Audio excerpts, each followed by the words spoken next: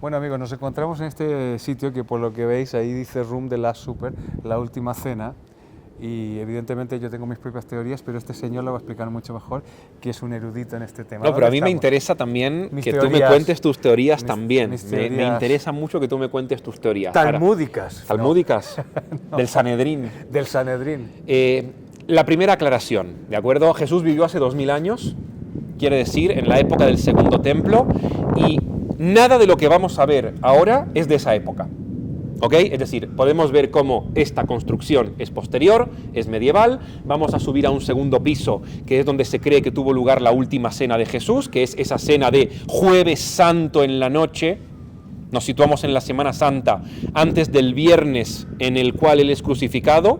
Él cena por última vez y por eso se ha llamado la última cena. Entonces, a pesar de que todo lo que vamos a ver ahora fue reconstruido posteriormente, sobre todo en la época medieval, desde los siglos XIII en adelante, la tradición sitúa en este lugar la celebración de la última cena de Jesús. Un lugar más o menos escondido de la Jerusalén de esa época, porque Jesús tenía que esconderse, porque los días previos a la última cena, él había hecho una acción en el templo de Jerusalén que lo había enemistado directamente con las autoridades del templo de Jerusalén. Y de hecho está escrito en los evangelios sinópticos que cuando llega Jesús a Jerusalén, entra al templo de Jerusalén, como todo buen judío peregrino que viene a celebrar las fiestas judías a Jerusalén, y él mira a la izquierda y a la derecha y no le gusta lo que ve. A pesar de que identifica el templo como el recinto sagrado de Israel, y de hecho él sigue yendo al templo y sus discípulos siguen yendo al templo, enseguida critica la corrupción que hay en el templo. Y es cierto, de hecho la literatura rabínica también nos lo dice. En el templo había mucha corrupción, los sacerdotes eran corruptos y tenían sus negocios puestos ahí, y Jesús cuando llega critica todo eso. Claro, ¿con quién se enemista? Con las autoridades del templo. Y está escrito que a partir de ese momento los sacerdotes buscaban cómo deshacerse de él. Y por eso, los días siguientes él vuelve al templo, se sigue enfrentando a las autoridades del templo, y para cuando tiene que volver a Jerusalén a celebrar Pesaj, que es la Pascua judía, lo tiene que hacer en un lugar de forma clandestino. Discreto. Discreto. Y de hecho está escrito que él está en Betania, en donde vivía su amigo Lázaro, que cuando llega lo resucita, Lázaro, Miriam y Marta, que eran las hermanas, Sí. y él está en Betania, y el último día él no viene a Jerusalén. Él manda a sus discípulos y les dice, id a Jerusalén y buscad un lugar discreto, medio clandestino, para que podamos celebrar la Pascua. Y él viene de noche, para que no lo vean. Y es ahí cuando unas horas después lo van a detener. Pero antes de que lo detengan, él sí celebra, a él le da tiempo de celebrar la última cena, que desde el punto de vista judío es una cena de Pesaj, que los judíos lo seguimos haciendo, en donde celebramos o conmemoramos que salimos de Egipto. Y para hoy en día el cristianismo es importantísimo porque es el momento, para el catolicismo, en donde él instituye la Eucaristía. Efectivamente. O sea, la última cena es la institución de la Eucaristía, y en donde él da la orden de que a partir de ese momento hagan eso en su memoria. Eso. Bebed porque esta es mi sangre, comed porque este es mi cuerpo. Y en cada misa es lo que se hace, el vino, la sangre, la hostia, que, por cierto, ¿la hostia qué es? Es pan sin levadura. Efectivamente. Es panásimo. ¿Por qué es panásimo? Por la tradición judía. Por la tradición judía. Efectivamente. Y de hecho podemos ver como en la misa, o dependiendo de si son cristianos evangélicos en la Santa Cena, los elementos que hay son los mismos elementos que hay en las fiestas judías, que es el pan y el vino, que están siempre presentes. Sí, porque yo siempre digo una cosa, no puedes entender el cristianismo sin tener claro que venimos del judaísmo. Ah, es imposible. Es imposible. Imposible. Y esto es una cosa que esto sí que es políticamente incorrecto, porque evidentemente sin judaísmo no hay cristianismo.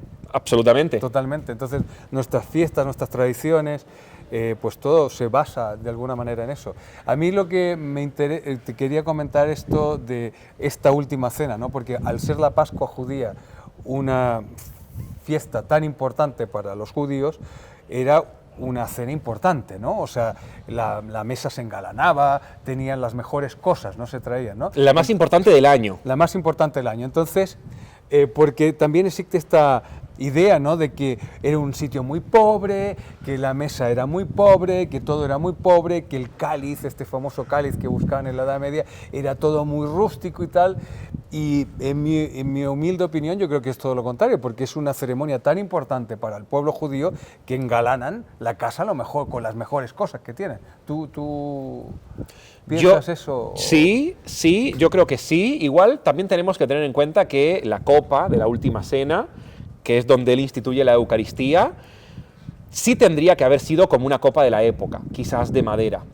No seguramente el cáliz adornado que hemos visto en las películas o en la mitología de aquellos que han buscado el cáliz, que según una teoría está en Valencia, sí, ¿cierto? Que es de un material que se llama calcedonia o algo así, sí, que es como una piedra también típica de aquí, ¿no? Sí. Que podría ser también. Podría ser también. Pero lo más probable es que haya sido una copa de madera a la que luego quizás se le hayan agregado más elementos. Pero lo que sí tú dices, que me interesa y que yo estoy también de acuerdo, que es que muchas veces se presenta a Jesús muy, muy pobre, casi incluso como un mendigo. Un indigente. Sí, y esto no era así. Efectivamente. Esto no era así. A ver, Jesús no era archimillonario, no era parte de la élite aristocrática de la época, pero tampoco era un mendigo.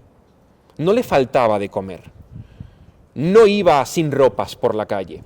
Él tenía. Es verdad que no tenía para ostentar, pero tenía. Podríamos decir, porque era parte de lo que llamamos en la época del Segundo Templo el colectivo de los artesanos.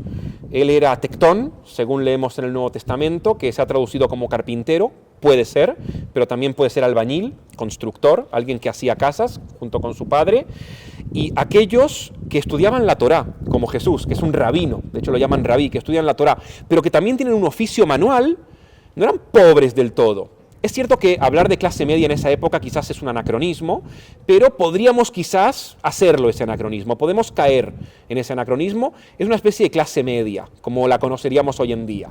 Sí, yo siempre he pensado lo mismo, y sobre todo el tema de la última cena, cómo se ha recreado a lo largo de la historia, como este sitio así casi marginal, cualquier persona que sabe que es una fiesta tan importante para el pueblo judío, es muy difícil, aunque sea una gente muy humilde, pues la engalanará de la mejor manera que puede, ¿no?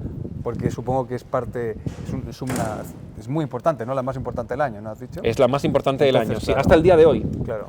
Bueno, hay dos cenas más importantes, que son la de Rosh Hashanah, la de Año Nuevo, y la de Pesaj.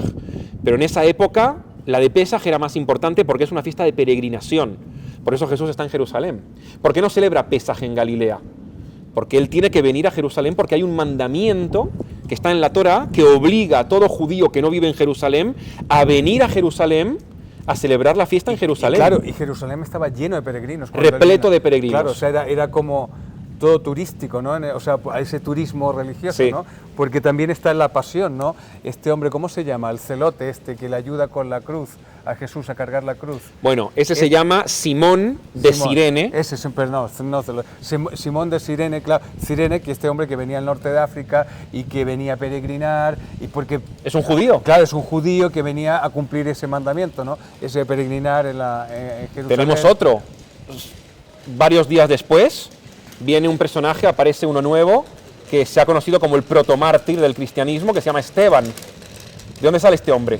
También es un peregrino que viene de fuera de Jerusalén a peregrinar, porque la ciudad se llenaba de gente. De hecho, tiene sentido, y ahora nos situamos un poco más en el contexto, ¿no? Si tú te quieres proclamar Mesías de Israel, el lugar y el momento adecuado para hacerlo es esa semana. Claro.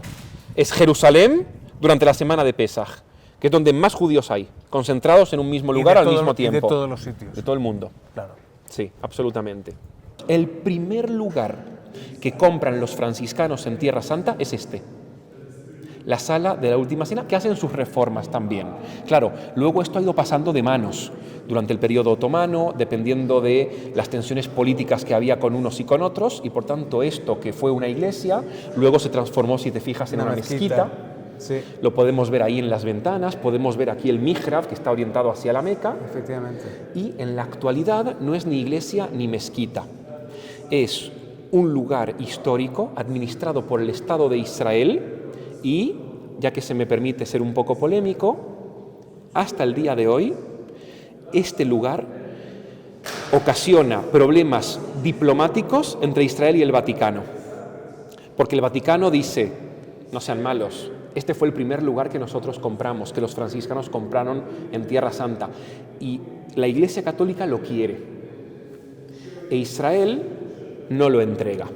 ¿Por qué? No porque no quiera, sino porque aquí debajo, donde están nuestros pies, se encuentra la tumba del rey David, que hoy en día es una sinagoga ortodoxa. Y por tanto generaría un problema, además de diplomático, también religioso entre el cristianismo y el judaísmo. Pues ahora, debéis mantenerla porque mi rey favorito ya sabéis que es el genial. rey David. Ahora, fíjate que este es un lugar que no es una iglesia ni mezquita, ni este piso sinagoga. Hemos pasado sin ningún problema, está abierto todos los días, Sí. hasta muy tarde, grupos pueden venir aquí, pero como es un lugar que tiene su sensibilidad, es un lugar que mantiene este aspecto neutral, este aspecto de neutralidad que está administrado, de hecho, por el Ministerio del Interior del Estado de Israel. Muy